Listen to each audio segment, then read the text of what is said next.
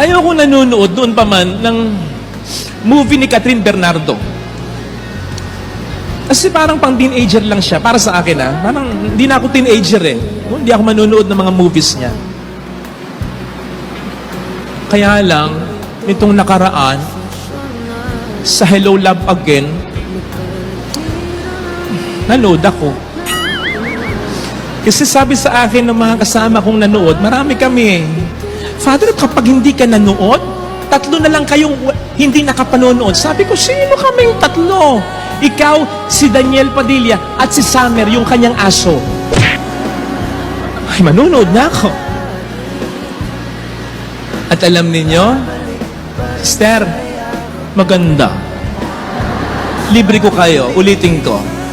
Nood tayo. Maganda yung istorya. At, ay, matured nang gumanap si Catherine. Oo. Dati, Bea Alonzo lang ako. Siya, ay, nasa level na yata ni Bea. I mean, magaling nang umarte. I mean, matured na.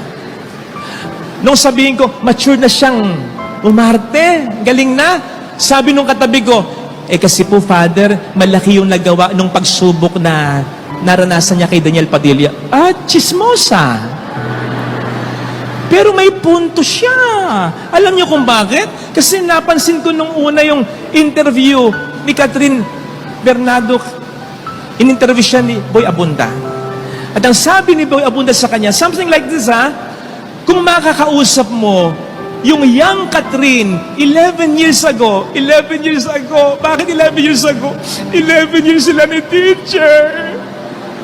Ang sabi ni Boy Abunda kay Catherine, ano sasabihin mo sa kanya kung makakausap mo siya?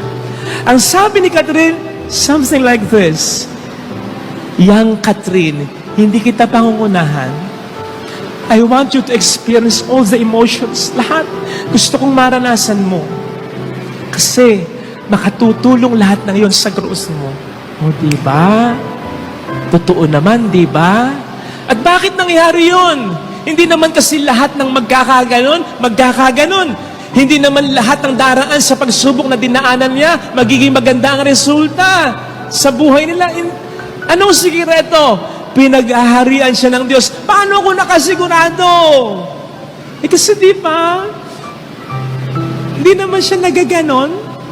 Hindi naman siya nagalit kay Daniel, di ba? Hindi na siya nagrant. Hindi siya nag-skandalo. Hindi siya nanira ng tao. Tahimik lang siya, di ba?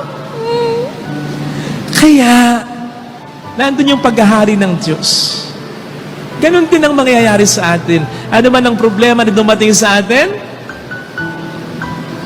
Kapag, kahit na may mga problema, paghaharian pa rin tayo ng Diyos,